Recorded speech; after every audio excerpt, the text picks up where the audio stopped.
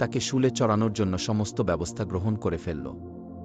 বনি ইসরায়েলের সর্দার যখন বুঝতে পারল জনগণ তাকেই শুলে চড়ানোর জন্য সম্পূর্ণভাবে প্রস্তুত হয়ে গেছে, তখন সে চিৎকার দিয়ে বলতে লাগল, হে বনি ইসরায়েলের ভাইয়েরা, আমি খোদার কসম খেয়ে বলছি, আমি তোমাদের সর্দার।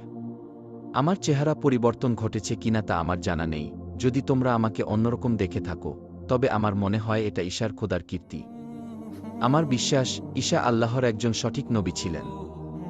আল্লাহ তাআলা তাকে নিরাপদ রাখার জন্য হয়তো তার কোনো কুদরতি খেলা খেলছেন। যখন বনি ইসরায়েলের সর্দার হজরত ঈশা আলাইহিস সালামকে আল্লাহর সঠিক নবী বলে এই উক্তি পেশ করল, তখন বনি ইসরায়েলেরা আরও ক্ষিপ্ত হয়ে গেল এবং তারা কাল বিলম্ব না করে তাদের সর্দারকে তখনই শুলে চড়িয়ে দিল। তাদের সর্দার শুলের মধ্যে বাঁচাও বাঁচাও বলে চিৎকার করতে লাগল, কিন্তু কেউ তার আর্তনাদ শুনল না।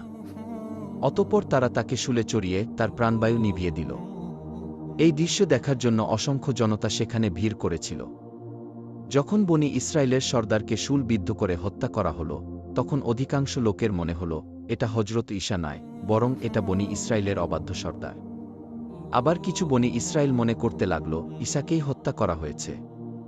এটা নিয়ে তাদের নিজেদের মধ্যে ভীষণ বিবাদ এবং তলোয়ারবাজি আরম্ভ হল। অধিকাংশ লোক বিমর্ষ হয়ে গেল, কেউ বলতে লাগল তারা তাদের সর্দারকে হত্যা করেছে, আবার কেউ বলতে লাগল তারা ঈশাকে হত্যা করেছে। আর এটা ছিল আল্লাহ রব্বুল আলামিনের এক অপূর্ব লীলা খেলা।